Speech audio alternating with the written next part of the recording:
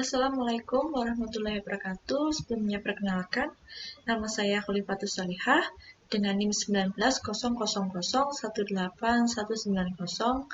kelas A. Di sini saya akan menjelaskan atau mempresentasikan hasil dari jawaban saya untuk tugas-tugas analisis dan perancangan perangkat lunak. Untuk pada tugas saat ini, topik judul yang saya ambil yaitu Sistem Informasi Penjualan Bengkel. Oke, langsung saja kita masuk ke tugas 1A atau pendaftaran di BAG APPL 2022. Berikut bukti saya bergabung di grup tersebut. Kemudian kita lanjut ke tugas 1B yaitu pendaftaran di gitlab.com. Untuk buktinya juga seperti ini. Kemudian kita lanjut ke tugas 2B, pembuatan proses bisnis. Mengapa langsung tugas 2B atau tidak menggunakan tugas 2A? Karena pada tugas 2A itu kita dianjurkan untuk memilih topik yang akan kita ambil di tugas ini. Oke, langsung saja saya akan menjelaskan tentang tugas 2B atau pembuatan proses bisnis. Berikut ini merupakan diagram BPMN dari proses bisnis saat ini yang terjadi pada bengkel.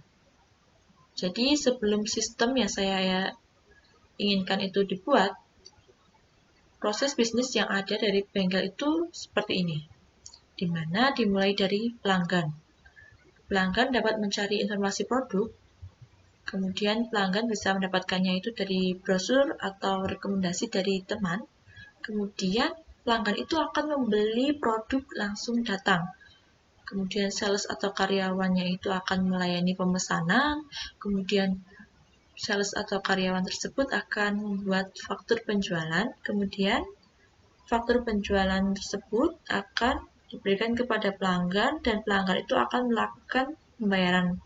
Kemudian adminnya itu akan menerima pembayarannya dan memberikan nota pembelian, kemudian menyerahkan barang itu kemudian sales atau karyawan tersebut menyerahkan barangnya dan pelanggan tersebut akan menerima barangnya dan proses akan berhenti.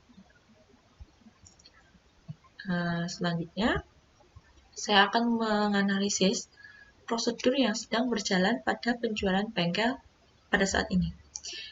Diagram BPMN tadi yang di atas merupakan proses yang ada, yang belum dilakukan pengembangan sistem, di mana analisis sistem yang berjalan pada bengkel ini itu bertujuan untuk mengetahui lebih jelas bagaimana cara kerja sistem tersebut dan masalah yang dihadapi sistem untuk dijadikan landasan utama usulan perancangan analisis sistem yang sedang berjalan yang dilakukan berdasarkan urutan kejadian yang ada pada bengkel saat ini.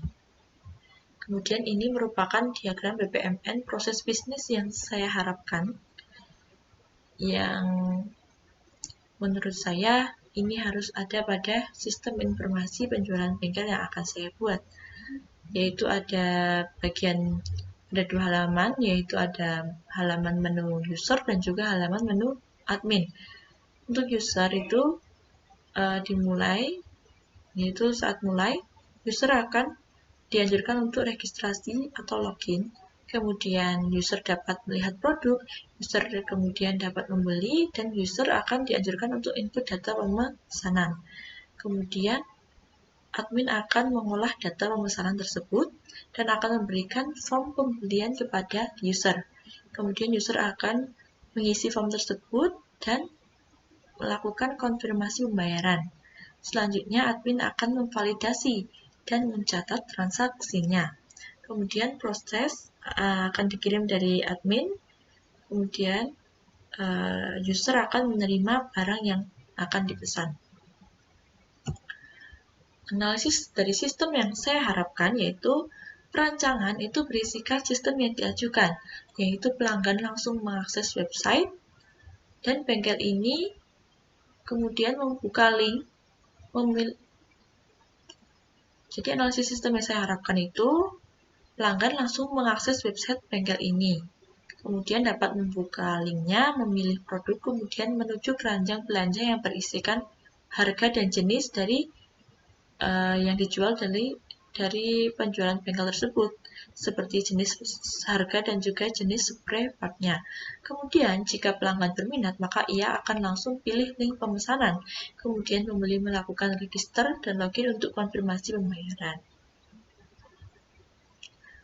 Kemudian, kita akan memasuki tugas ketiga, yaitu pembuatan dokumen SRS, di mana isi dari pembuatan dokumen SRS ini ada kebutuhan fungsional dan juga kebutuhan non-fungsional. Untuk kebutuhan fungsional sendiri, dapat kita ambil dari lemahnya proses bisnis saat ini, sehingga kita akan memunculkan kebutuhan fungsional yang lebih baik. Jadi, untuk kebutuhan fungsional ini merupakan solusi dari kelemahan tersebut, di mana kebutuhan fungsionalnya itu yaitu sistem dapat memberikan layanan login, kemudian sistem dapat memberikan layanan olah data pelanggan, sistem juga dapat memberikan layanan olah data admin, sistem dapat memberikan layanan olah data montir, sistem dapat memberikan layanan olah data jenis produk, kemudian sistem dapat memberikan layanan olah data produk, dan juga sistem dapat memberikan layanan data transaksi penjualan barang. Kemudian sistem dapat memberikan layanan data jasa servis, kemudian sistem dapat mencetak nota penjualan barang, sistem dapat mencetak nota servis jasa servis, kemudian sistem dapat memberikan layanan pembuatan laporan yang diperlukan. Untuk kriterianya ada di sini, di mana itu ada termasuk kontrol atau information, ada information dan juga service, dan lain sebagainya. Dan kita lanjut ke kebutuhan non-fungsional. Di mana kebutuhan non-fungsional itu ada 3 sendiri ya, yaitu ada kebutuhan perangkat keras, dan juga kebutuhan perangkat lunak, dan juga kebutuhan firmware. Untuk kebutuhan perangkat kerasnya yaitu perangkat keras apa yang mendukung proses pembuatan program serta proses pemakaian program.